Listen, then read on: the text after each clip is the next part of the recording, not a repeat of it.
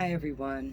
Um, Today is Memorial Day 2020, and this is actually a video I've been wanting to make for a couple weeks, but the truth is I've been pretty nervous about it, and so fear has mainly kept me from making it. But today, this morning, I'm sitting outside, meditating, reflecting on what today means. Um, Today is about men and women who have epitomized the quality, the character of strength and courage. And so today I decided to find my own and start on this new path of speaking what I have to say. And the most important thing that's been on my mind over the last, especially the last month, is a message that really is for all of us. So, excuse me, I've got a paper flying. So, anyway, I'm sure as many of you would agree, my personal world is never going to be the same. And I'm sure that's true for the majority of you out there. And this whole situation, which you can't say the name of in a video, has changed everybody. It's changed everything. It's changed everybody. And there will be no going back to the way things were. And in some respects, that's actually not a bad thing. I do believe that for every negative event, there's something positive that comes out of it. And I have found that to be true. So I hold that pretty strongly in my heart and look forward to a lot of good things coming in the future. But for right now, it's a bumpy road, I know. And it's definitely caused me a lot of time to think, given me a lot of time to think, as it has with many of us. And within that deep thinking, I've certainly had my share of cognitive dissonance. When you think a certain way about something, or about people, or about the way life should be, or the way you think life is, and then there's information that shows you otherwise. And that's happened a lot recently. Some of it's just happened through what's going on in this world, and some of it has happened through me doing my own research and learning new things on old topics, but things that were hard to know. And also, confusion can cause great cognitive dissonance. Well, cognitive dissonance definitely causes confusion, but there's been a lot of confusion put out there these days. There's every day something is changing that's a new perspective on this, again, situation that we're having. And in terms of recommendations, in terms of numbers, in terms of what some doctors say versus what other doctors say, and who knows? Everybody's got differing opinions that change sometimes daily, and that causes us all to be confused. And confusion, often, especially with something huge like this, often leads to fear. And I'm sure that you would agree there's a lot of that going on out there. And some of that fear, certainly rightfully so. But a lot of that fear, I think, is also unfortunate in the fact that there isn't good science behind some of it. I am not a denier of the situation at all. I know people who have been affected by it. I believe personally I've been affected by it. It's a thing. It's a real thing, and it has its health impacts for sure. But when I've made myself go look at a myriad of different news stations, I'd say 99.9% of the time it's nothing but fear mongering. There are good stories to be had. There are good stories to be told that deserve to be told. There are positive pieces of data. And for some reason, I don't know why I say for some reason, apparently has been the media's job for quite a long time to keep us in fear. And we know fear sells for whatever reason, and I guess we need to look at ourselves for that. But it's had some really negative consequences, especially in the very serious world situation we find ourselves in today. So I just wanted to discuss a couple of those and maybe come up with some solutions for them so we can move forward in a better path. I'm going to try to not ramble too much in this video, and but it will be followed up with others because there's some definite questions that need to be asked and need to be taken a deeper look into. And I fear that some of the answers are not going to be very comfortable, and maybe they will. Maybe they'll be exactly what we needed to hear. But in the meantime, I just wanted to take a look at the impact that I've seen fear have on who we are and who we're becoming. So, first, I guess I would have to say that I've noticed a lot of relationships being damaged. Sometimes I don't think that people even know that their relationship has been damaged with someone else by their hurtful words or, hurtful words. Because a lot of times hurtful words shut people down, so they're not going to be eager to talk with you any further. And I've seen friendships being, if you don't agree with me on this, or if you believe that, then I forget it, I can't be your friend kind of stuff, which is pretty severe. I've seen and heard a decent amount of hate speech about people who are on polarized sides of a myriad of different issues, whether they be political or health related or what have you. And truthfully, the lines are becoming really blurred between health issues and political issues, and they shouldn't be. They should not be. They just shouldn't be. I've heard people and seen people in writing wish that people were dead, or maybe that they would do something and that would maim them for life. I mean, just stuff that I didn't understand. I do understand it now because I understand it's a mechanism of fear, because hate really is more of an action where fear is more of an emotion, and fear can breed hate over something, somebody, some issue. And I've seen a lot of that happen. I've seen and heard a lot of blaming and complaining and justifying of bad behavior. And I've seen a lot of people who have really good information to share with others. And I think there'd be so much value in people hearing that information,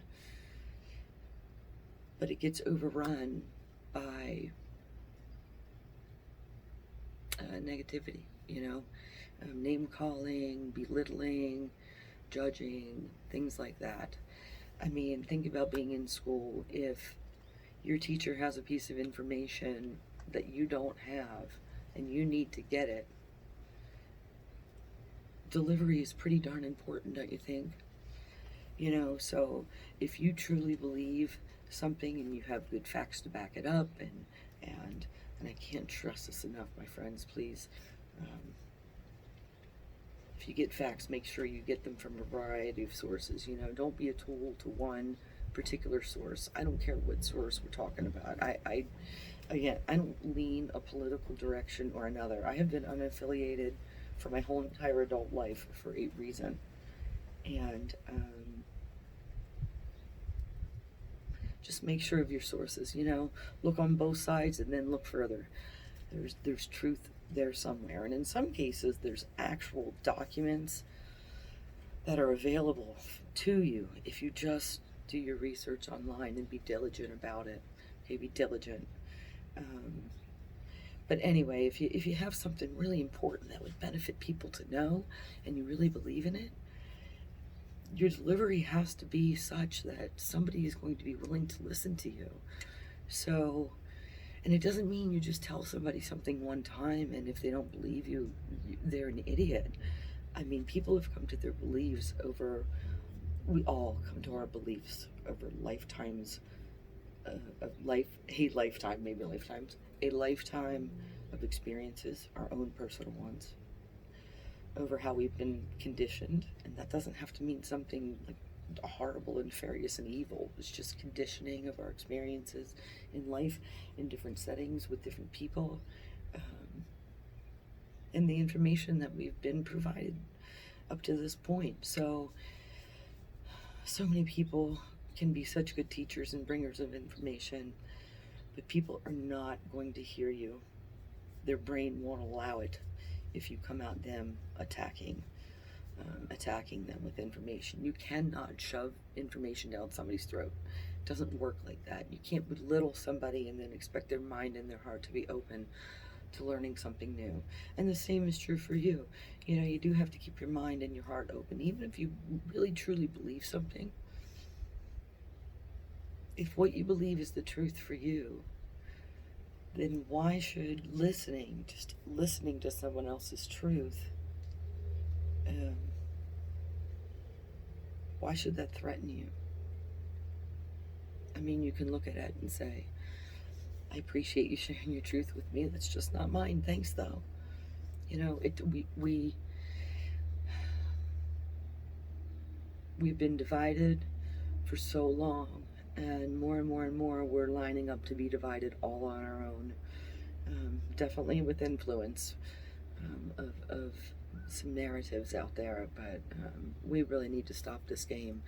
And the other thing is, the censorship that's going on should be very, very concerning to everybody. I don't care whether the person you've been censored you fully agree with or you 100% disagree with. That's like the foundation, one of the foundations of our Constitution of this country.